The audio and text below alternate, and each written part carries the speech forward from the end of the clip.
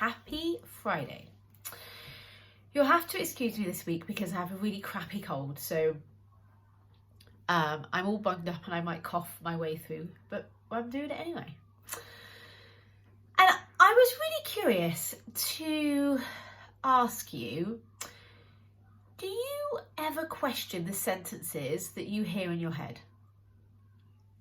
And you might not hear them as sentences, those kind of like just general thoughts that are continuously going through our head. Do you actually question them?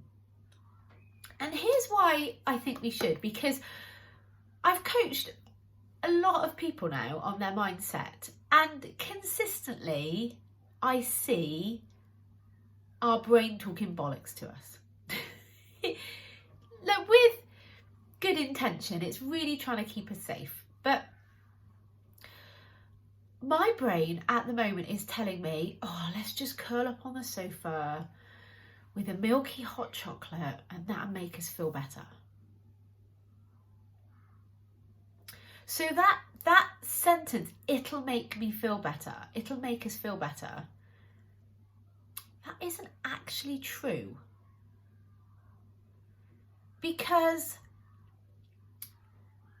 when I have sugar, I feel sick after. I get irritable. If I continue to eat sugar, I put on weight. That doesn't make me feel better. Only the brain doesn't see that consequence. The brain only recognises the instant dopamine hit that we get, that very temporarily, for a brief period of time, floods our body with pleasure. If I had the hot chocolate, and then was instantly sick, my brain would go, that's not a good thing. But that isn't what happens. We get a dopamine hit.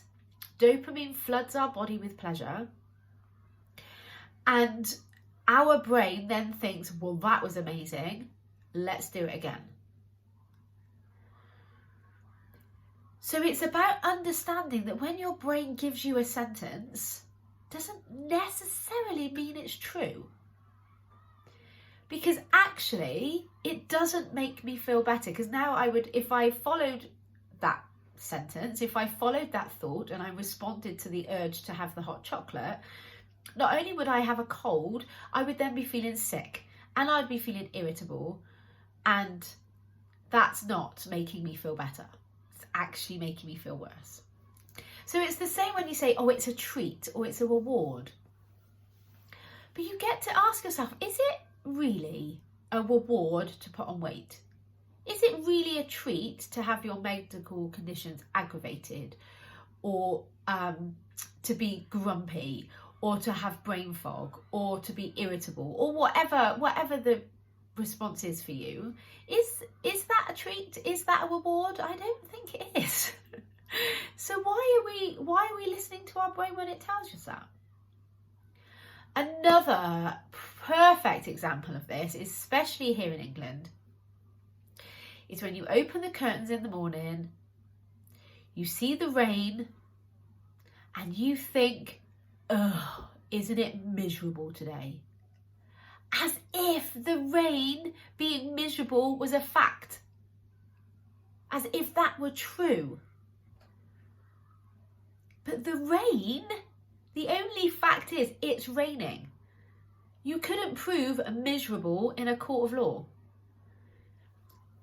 There are people in the world and in England that love it when it rains. I actually like the rain. It doesn't bother me.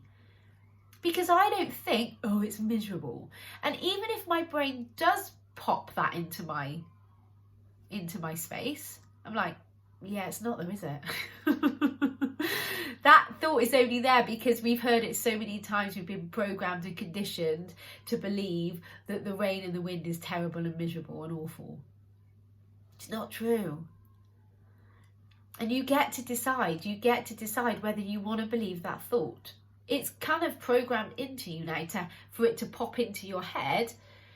Doesn't mean to say you have to believe it. And really think about this for a second, especially with the rain. It's water. Any other time of the day, we love water. It's good for us to drink water. It's a benefit. So why is the rain different? We have showers. We have showers because we want to be healthy. That's good for us. Why is the rain different? I'm not suggesting you go out and shower in the rain, although that would be quite funny. But it's water. My point is, it's water. It doesn't have emotions of its own. It can't push an emotion into your body. You're creating that kind of fed up feeling because you're thinking it's miserable. You're interpreting the weather as miserable, and you're not even questioning whether that's true for you or whether that's how you want to feel. And it might be that you want to feel that way. I'm not saying you shouldn't, but I am saying you have a choice. You get to decide. And it's the same with the chocolate or the sugar or the alcohol or the spending money or the porn or the scrolling on social media. You get to decide if that is actually a reward, if that is actually a treat, if it's actually making you feel better. So listen, I love TikTok. I think TikTok's brilliant. I sit there, it makes me laugh and it makes me cry, all in the space of about 5 minutes. So when I want to watch TikTok, I give myself permission to very consciously and very deliberately sit for half an hour, usually on a Friday evening, to scroll TikTok. And I sit there and enjoy it, and I don't beat myself up for it, and there are no negative consequences. Brilliant. So I'm not saying you shouldn't eat sugar or drink alcohol, but what I am saying is you don't have to use it as emotional support. And if you're going to do it very consciously and very deliberately, knowing that it's not actually creating an emotion within your body. When you sit there with the cake and you think you're feeling better, it's because you're thinking, oh, this is nice. It's that thought that creates the emotion. The chemical response is different, but that is very, very temporary. So especially with a glass of wine, you sit there with your glass of wine, you think, oh, now I can relax. It's that thought that it creates the emotion of relaxing, that calmness. That emotion, it's not the wine doing that. The wine doesn't have emotions. How can it push an emotion into your body? It can't. So my point is, you could create that relaxation for yourself with your thinking and not have the negative consequence of the alcohol or the sugar or whatever other activity you're doing.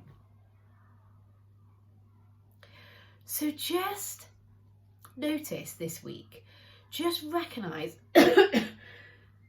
anything you hear in your head, and just think to yourself, what if that wasn't true? Like, is that actually true, or have I just never thought to question it? I do this with so many things in my life.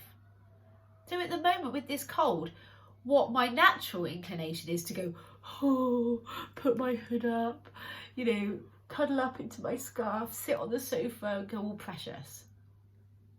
And I could do that. But I don't want to do that. So I'm like, no, it's a cold. I feel crap. So what? Physically, I feel crap. Not a problem. And then I sit up a bit taller. I'm kind to myself. I give myself a little internal cuddle. And that emotionally makes me feel okay.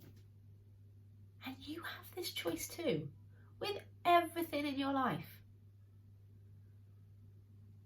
So don't dismiss that power you have as a human. You get to decide. And listen,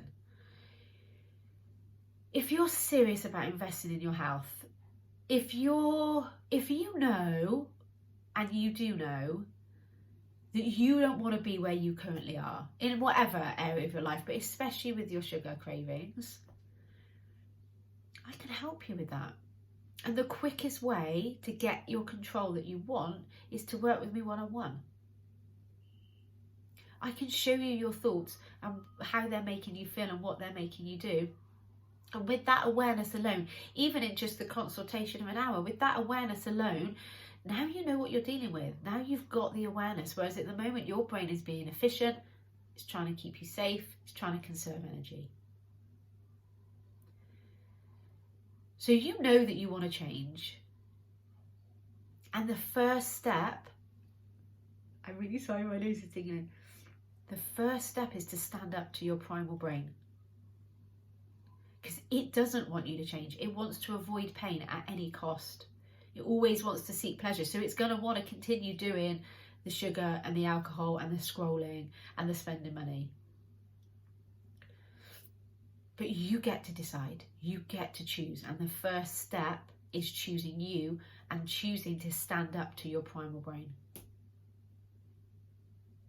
I can't wait to meet you. Have an amazing week. And I'll see you again next Friday.